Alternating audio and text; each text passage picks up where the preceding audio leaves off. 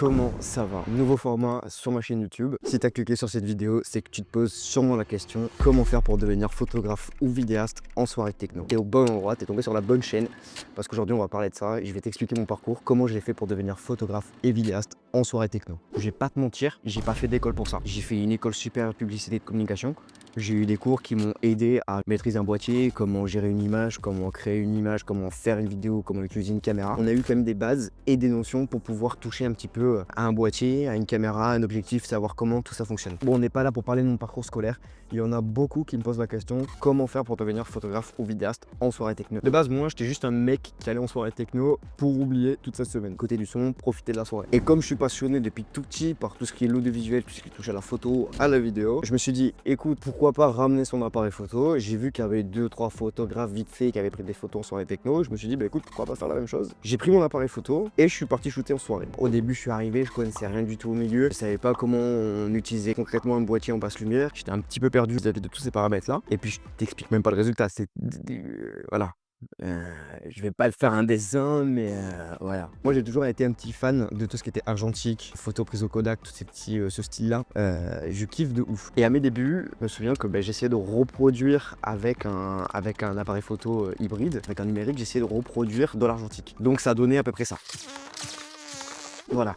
Tu vois un peu le résultat. Alors ok, il y a un truc, hein, peut-être, tu me diras. Mais voilà, on est encore loin de ce que je propose aujourd'hui, tu vois ce que je veux dire. Mais c'est les débuts de tout. Tu vois, dans ce genre de photo, il n'y a aucune émotion, c'est plat. Et je raconte rien du tout, il n'y a aucun storytelling, pas de jeu de lumière, il n'y a rien. Enfin, tu vois, franchement, voilà, c'était mes premières photos.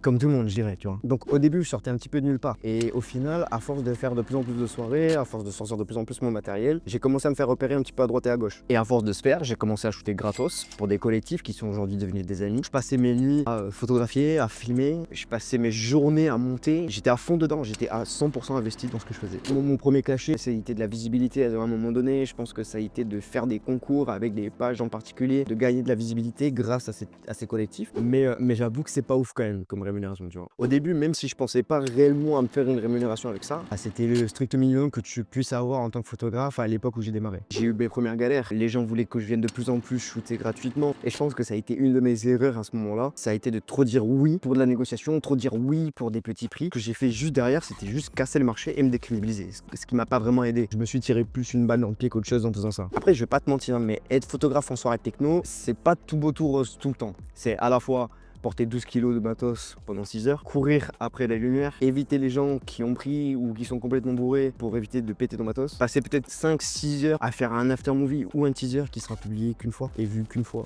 Mais attention, c'est pas non plus que ça, tu vois. Genre, c'est aussi des bons moments, c'est aussi des rencontres, des opportunités. À travers ce taf, il y a quand même beaucoup d'émotions, il y a quand même beaucoup de relations, il y a quand même beaucoup d'humains et c'est vraiment ultra kiffant. Tu peux pas râler parce que t'es photographe en soirée techno, tu vois. Pourquoi je continue ce taf? C'est avant tout des moments, des histoires, des émotions que j'ai pu vivre pendant toutes ces soirées-là. Et c'est des moments qui sont magiques, qui se vivent une fois sur un moment, mais au final qui se revivent à l'infini quand tu décides de revoir l'image. Tout l'impact que ça a, si tu veux, ça donne du sens à ce taf qu'on fait. Et c'est ça que je trouve trop cool dans ce taf. Si toi tu veux te lancer, il faut clairement que tu sois prêt à galérer. Tu vas rater les photos, ça c'est sûr. Tu vas vouloir t'énerver, abandonner, avoir des échecs, mais il va falloir se relever. Mais si t'aimes ça, ça vaut la peine. Et un jour tu regarderas tes premières photos et tu te diras j'ai bien évolué quand même. Il va falloir s'attendre à plein de choses, mais ça n'enlève en rien les moments magiques que vous allez vivre dans ce genre de milieu-là. Vous avez l'opportunité, vous avez la chance de pouvoir capturer cet instant-là. Donc profitez-en, faites-vous du contact, ouvrez votre réseau. Oui, il faut commencer par du gratos quelque part. Oui, il faut savoir négocier, trouver les bonnes personnes, avoir un peu de culot, ça peut le faire. Ça dépend de où vous êtes, comment vous y prenez. Il y a une place pour tout le monde dans ce milieu-là et je vous encourage de ouf à y aller, allez-y. Si vous avez des questions sur quel matos, contact, comment faire, sur mon Instagram ou dans les commentaires de la vidéo. Et puis